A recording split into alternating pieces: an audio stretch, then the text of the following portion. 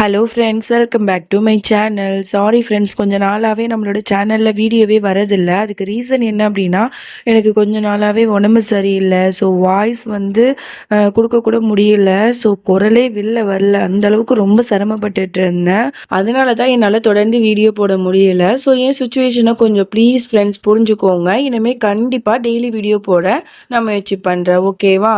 சரி வாங்க, போன எபிசோடில் என்ன நடந்துச்சுன்னு ஒரு சின்னதாக ரீகேப் பார்த்துடலாம். அப்போ தான் உங்களுக்கு வந்து புரியும் என்ன நடந்திருக்கும் அப்படின்னா, பிரேமோட ஒரிஜினல் அப்பாவா இருக்கிற தேவுங்கிறவர் இந்த மாதிரி வந்து இறந்து போயிருப்பாருன்னு தானே நம்ம எல்லாரும் நினச்சிருந்துருப்போம். அவர் வந்து உயிரோட இருக்கிறாரு அப்படிங்கிறத வந்து ரோஹிணி வந்து பார்த்துருப்பா. அவரை பற்றின உண்மையை தெரிஞ்சுக்கணும்னு சொல்லிட்டு அவர் இருக்கிற இடத்துல போயிட்டு தேடிட்டு இருந்திருப்பா. இந்த விஷயத்தை தெரிஞ்சுக்கிட்டு யாரோ ஒரு ஆள் நம்மளோட ரோஹிணியை வந்து காரை விட்டு ஏற்றி கொலை பண்ண முயற்சி பண்ணுறாங்க. அவளோட கை கால் எங்கே பார்த்தாலுமே அடிபட்டிருக்கும். அப்போ வந்து அந்த விஷயத்த தன்னோட அக்காட்ட சொல்லிட்டு இருந்திருப்பா. இதோட போன எபிசோட்ல வந்து நம்ம பார்த்துப்போம். அதுக்கப்புறம் என்ன நடந்துச்சுன்னு சரி வாங்க இப்போ பார்த்து தெரிஞ்சுக்கலாம். ஸ்டார்டிங் சீன்ல நம்மளோட பத்வாஜ் வீட்டில் தான் காட்டுறாங்க. எல்லாருமே நைட்டு ரொம்ப நேரம் ஆயிடுச்சு, நம்மளோட ரோஹிணி எங்க அப்படின்னு சொல்லிட்டு புலம்பிட்டு இருக்காங்க. சித்தார்த்துக்கெல்லாம் கையும் ஓடல காலும் ஓடல, அவ்வளோ பயந்துட்டு இருக்கான். அப்போ கரெக்டாக நம்மளோட ரோஹிணி கை கால்லாம் அடிபட்ட நிலைமையில ரத்த வெள்ளத்துல வந்து நிற்கிறா. உடனே எல்லாரும் பதறி அடிச்சுட்டு என்னாச்சு ஏதாச்சுன்னு பதறாங்க. உடனே ரோஹிணி சொல்றா, இது ஒன்றும் அவ்வளோ பெரிய காயம் இல்லை, இந்த மாதிரி நான் வந்து போயிட்டு இருந்தேன், அப்போ தெரியாம வந்து விழுந்துட்டேன், அதனால ஏற்பட்ட காயம் தான், இது சரியாயிடும் அப்படிங்கிற மாதிரி சொல்லி சமாளிச்சிடுறா. அதோட நம்மளோட சித்தார்த்துமே ரோஹிணியை வந்து மாடிக்கு அழைச்சிட்டு போயிட்டு அவளோட காயத்துக்கு எல்லாத்துக்குமே மருந்து போட்டுட்டு இருக்கா. அதோட காதை பிடிச்சி அவகிட்ட சாரி கேட்குறான்.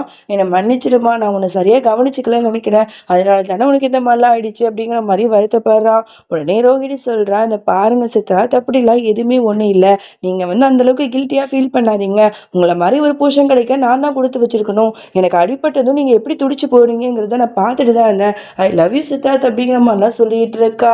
அதோட இங்க அந்த சோபா பாட்டியும் ஜான்வியும் பேசிட்டு இருக்காங்க. இந்த சீமா ரோகிணி ரெண்டு பேரையும் நம்ம பிரிச்சுட்டோம் அப்படின்னு நினைச்சிட்டு இருந்தா இவங்க ரெண்டு பேரும் தேட்டுத்தனமா மீட் பண்ணிக்கிறாங்க, போன்ல பேசிக்கிறாங்க. இதை எப்படி தடுக்கிறதுன்னு தெரியலையே அப்படின்னு சொல்லிட்டு புலம்பிட்டு இருக்காங்க. அதோட இங்க நைட் ஆயிடுது. நம்மளோட சீமாக்கு கொஞ்சம் கூட தூக்கம் வரல. அவ என்ன பண்றா, யாருக்குமே தெரியாம எல்லாரும் தூங்குனதுக்கு அப்புறமா பக்கத்துல வந்து வெளியில வந்து இருக்கிற கொல்லப்புறமா போயிட்டு அங்க வந்து எதையோ தேடுறதுக்காக போறா. கரெக்டா அந்த இடத்துக்கு நம்மளோட ரோஹிணியும் வந்துடுறா. ரோஹிணியை பார்த்துட்டு, நீ நினைச்ச மாதிரி இந்த இடத்துக்கு வந்தாச்சு, இந்த இடத்துல தான் அந்த தேவ் அவங்கள பத்தின ஏதாவது ஒரு ரகசிய மர்மம் வந்து ஒளிஞ்சிருக்கு, இதை வந்து நம்ம வந்து இந்த மண்ணில் தோண்டி பார்க்கலாம் அப்படின்னு சொல்லிட்டு என்ன பண்றாங்க, தோண்டிட்டு இருக்காங்க. இது எல்லாத்தையுமே தூரத்துல இருந்து யாரோ ஒருத்தவன் பார்த்துட்டு இருக்கான். அவன் என்ன பண்றா, கையில வந்து ஒரு பாம்பை வச்சிருப்பான் போல, அந்த பாம்பை வந்து அப்படியே கீழே இறக்கி விட்டுடுறான். அது வந்து சீமா ரோஹிணி இருக்கிற பக்கமா போயிட்டு இருக்கு. உடனே என்ன பண்ணிடுது, அந்த பாம்பு சீமாவோட காலில் கொத்திடுது. சீமா வழியில கடந்து துடிக்கிறா. ரோஹிணிக்கு ஒண்ணுமே புரியலாக்கா, என்னாச்சு அப்படின்னு சொல்லிட்டு பயந்து கத்திட்டு இருக்கா. நம்மளோட சீமாவும் அப்படியே கீழே விழுந்துடுறா. அப்பதான் வந்து காலில் வந்து பாம்பு கொத்தி இருக்குங்கிறத வந்து நம்மளோட ரோஹிணி பாக்குறா. அந்த பாம்பு ஓடிட்டு இருக்கு. உடனே பயந்துட்டு, அக்கா உனக்கு பாம்பு கடிச்சிருச்சு, எனக்கு ரொம்ப பயமா இருக்கு, இப்ப என்ன பண்றது அக்கா, கண்மொழிக்கா அப்படின்னு சொல்லிட்டு மயக்கம் வந்து போட விடாம அவ எவ்வளவுதும் வந்து பேசிட்டு இருக்கா. ஆனா அவ வந்து மயக்க போட்டு விழுற மாதிரி நிலைமைக்கு போயிடுறா. இங்க வந்து பாம்பு கடிச்ச அந்த இடத்துல வந்து நல்லா டைட்டா வந்து இறுக்கி கட்டிட்டு அந்த இடத்துல வாயை வச்சு அந்த விஷத்தை எல்லாத்தையுமே வந்து வெளில வந்து நம்மளோட ரோஹிணி வந்து எடுத்துட்டு இருக்கா.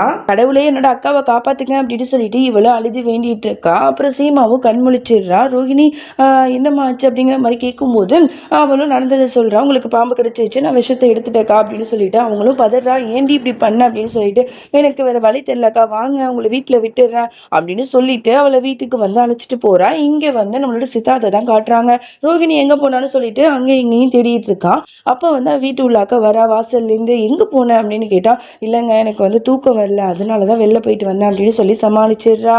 இன்னொன்னு பக்கம் இங்க வீட்டுல வந்து பிரேம் வந்து அஞ்சலி பாப்பாவை தூக்கி வச்சுட்டு அங்கேயும் இங்கேயும் அலைஞ்சிட்டு இருக்கா. இந்த சீமா எங்க போனான்னு தெரியலையே, குழந்தை பேரை இப்படி அலறாளே அப்படின்னு சொல்லிட்டு சோபா பாட்டி ஜான்விலேருந்து எல்லாருமே பயங்கரமா கோவத்துல இருக்காங்க, இவன் எங்க போனான்னு சொல்லிட்டு. அப்ப ஒரு மயக்கமான நிலைமையில அப்படியே வந்து மெதுவா நடந்து நம்மளோட சீமாவும் வரா. சீமாவை பார்த்துட்டு அங்க இருக்கிறவங்க எல்லாம் பயங்கரமா கத்துறாங்க, இவளுக்கு எவ்வளவு திமிரு இருந்தா இந்த அர்த்த ராத்திரியில வெளில போயிருப்பா, யாரடி பார்க்க போன அப்படின்னு சொல்லிட்டு ரொம்ப தப்பா பேசுறாங்க. பிரேமுக்குமே கோவம் வருது, எதுக்கு இப்படி பண்ணன்னு கத்துறான். உடனே அவ அந்த இடத்துலயே மயக்க போட்டு விழுந்துடுறா. உடனே பயத்துல பிரேமும் அவளை அலைக்கா தூக்கிட்டு மாடிக்கு போறான். அப்புறம் டாக்டரை கூப்பிட்டு செக்லாம் பண்ணிட்டு இருக்காங்க. அப்பதான் டாக்டர் சொல்றாங்க, இந்த மாதிரி இவங்களுக்கு பாம்பு கடிச்சிருக்கு, இதுக்கான ட்ரீட்மெண்ட்லாம் வந்து கொடுத்துருக்க, சரியாயிடும், இருந்தாலும் கவனமா பார்த்துக்கோங்க அப்படின்னு சொல்லிட்டு போனவொடனே பிரேமுக்கெல்லாம் ரொம்பவே பயமா இருக்கு. ஐயோ என்னடா அது இப்படி சொல்லிட்டாங்களே அப்படின்னு சொல்லிட்டு ரொம்பவே பயந்துட்டு இருக்கா. எல்லாருக்குமே கொஞ்சம் அதிர்ச்சியா தான் இருக்கு. அதோட இங்க ரோஹிணியை தான் காட்டுறாங்க. அவ வந்து அப்படி டயர்டாகி படுத்திருக்கா. அப்போ வந்து பாட்டி வந்து இந்த மாதிரி கேட்குறாங்க, என்னம்மா ஆச்சு, நான் சொன்ன இடத்துக்கு போய் தேடி பார்த்தீங்களா, ஏதாவது கிடச்சிச்சா அப்படின்னு கேட்டா, அந்த மாதிரி ஏன் கேட்குறீங்க, இந்த மாதிரி ஆயிடுச்சு அப்படின்னு சொல்லிட்டு சீமாக்கு பாம்பு கடிச்ச விஷயத்தெல்லாம் சொல்லும் போது அவங்க பதறாங்க. என்னாச்சு சீமாக்கு அப்படின்னு சொல்லிட்டு உடனே வந்து அவ சொல்றா, இந்த பாருங்க அதெல்லாம் ஒன்றும் இல்லை, விஷயத்தெல்லாம் நான் எடுத்துட்டேன், அப்புறம் நீங்கள் ஒன்றும் கவலைப்படாதீங்க பாட்டி அப்படின்னு சொல்லி சமாளிச்சுட்டு இருக்கா. அதோட இங்க பிரேமுமே நம்மளோட சீமா பக்கத்துல உட்காந்து ரொம்பவே வந்து வருத்தமா பேசிட்டு இருக்கான். நீ எதுக்கு இப்படி போன என்கிட்ட கேட்காம அப்படின்னு சொல்லிட்டு. அதோட இங்க சீமா ரோஹிணி 2 பேருமே வந்து ஒருத்தருக்கு ஒருத்தர் கால் பண்ணி விசாரிச்சுக்கிறாங்க, எப்படி இருக்க என்ன செய்யுது அப்படின்னு சொல்லிட்டு. அப்பதான் வந்து ஒரு முடிவு எடுக்கிறாங்க. பிரேமோட டிஎன்ஏ டெஸ்ட் வந்து எடுத்து பார்க்கலாம், உண்மையாலேயே வந்து இந்த மாதிரி வந்து வேற ஒருத்தரோட பையனா இல்லை வந்து பரத்வாஜ் குடும்பத்துல இருக்கிற ராஜேந்திரன் அவங்களோட பையனா அப்படின்னு சொல்லிட்டு தெரிஞ்சுக்கணும் அப்படின்னு சொல்லிட்டு இவங்க 2 பேரும் முடிவு பண்றாங்க. ஓகே அப்படின்னு சொல்லிட்டு. அதோட அடுத்த நாள் ஆகுது. இங்க பிரேமுமே வந்து சாப்பிட்டுட்டு ஆஃபீஸ்க்கே கிளம்பலாம் அப்படின்னு சொல்லிட்டு சாப்பிட்டுட்டு இருக்கான். அப்ப நம்மளோட சீமாவும் வந்து வெயிட் பண்ணிட்டே இருக்கா. பிரேம் சம்பந்தப்பட்ட ஏதாவது ஒரு பொருளை எடுத்துட்டு போயிட்டு டிஎன்ஏ டெஸ்ட்டுக்கு கொடுக்கணும் அப்படின்னு சொல்லிட்டு. அப்பதான் வந்து அங்க ஸ்பூன் இருக்கும். ஓகே இந்த ஸ்பூனை எடுக்கலாம் அப்படின்னு சொல்லிட்டு அது நைஸா எடுக்கிறா. உடனே வந்து அங்க ஜான்வி இருக்கிறத பார்த்துட்டு உடனே இருமுறை மாதிரி ஒரு ஆக்டிங்கை போடுறா. ஜான்வியை தண்ணி எடுத்துட்டு வந்து கொடுக்குறா. அதை பயன்படுத்திட்டு நைஸாக சைலண்ட்டாக எதுவுமே தெரியாமல் அந்த ஸ்பூனை எடுத்துகிட்டு போயிட்டு ஒரு கவரில் போட்டு உடனே வந்து ரோஹினிட்ட கால் பண்ணி சொல்லிடுறா, இந்த மாதிரி நம்ம நினச்ச மாதிரி பிரேம் கைப்பட்ட ஒரு ஸ்பூனை வந்து நான் எடுத்துகிட்டு வந்து ஒரு கவரில் போட்டு வச்சுருக்கேன், இதை வச்சு நம்ம டிஎன்ஏ டெஸ்ட் எடுத்துடலாம், நம்ம நினச்ச மாதிரி எல்லாம் நடந்துருச்சு, பாசிட்டிவாக ரிசல்ட் கிடச்சிருச்சு அப்படின்னா நம்மளோட உடஞ்சி போன குடும்பம் ஒன்று சேர்ந்துரும் அப்படின்னு சொல்லிட்டுலாம் இவங்க 2 பேரும் பேசிகிட்டு இருக்காங்க. அதோட அடுத்த நாள் ஆகுது. நம்மளோட சீமாவும் அழகா ரெடி ஆயிட்டு எப்படியாவது வந்து ரோஹிணி கூட வந்து டெஸ்ட் எடுக்க போகணும் அப்படின்னு சொல்லிட்டு கிளம்பி இருக்கா. மணியும் 3 ஆயிடுது. ஓகேன்னு சொல்லிட்டு கவர்ல வந்து ஹேண்ட்பேக்ல எல்லாத்தையும் எடுத்து வச்சுட்டு கிளம்புறா. ஏன்னா வீட்டில் வந்து யாரும் இல்லை அப்படின்னு சொல்லிட்டு அவளுக்கு தெரியும், எல்லாம் வந்து வெளியே போயிருப்பாங்க அப்படின்னு சொல்லிட்டு. அதனால தான் அவள் கரெக்டாக கிளம்பி போறா. அப்போ கரெக்டாக பாட்டி வந்து எங்கே போகிற சீமா அப்படின்னு சொல்லிட்டு வந்து நிற்கிறாங்க. இவளுக்கு என்ன சொல்றதுனே தெரியல. ஐயோ இந்த பாட்டி வந்து கோயிலுக்கு போகிறேன்னு சொன்னிச்சு, இப்போ என்ன இங்கே வந்து நிற்கிது அப்படின்னு முடிச்சுட்டு, இல்லை பாட்டி நான் வந்து வெளில போகிறேன் அப்படின்னு சொன்னால் எங்கே போகிறேன்னு சொல்லு அப்படிங்கிற மாதிரிலாம் வந்து ரொம்ப வந்து வற்புறுத்தி கேட்டுட்டு இருக்கு. உடனே சீமாவுக்கு கோவம் வந்தது. இந்த பாருங்க, நான் வந்து நீங்கள் வச்ச அடிமை கிடையாது, நீங்கள் வந்து நான் எங்கே போனாலும் உங்ககிட்ட சொல்லிட்டு தான் போகணுன்னு, நான் எங்கே வேணால் போவேன், உங்களுக்கு என்ன அப்படின்னு சொல்லிட்டு ரொம்ப கோவமாக திட்டிட்டு நான் போகிறேன் அப்படின்னு சொல்லிட்டு சொல்கிறா.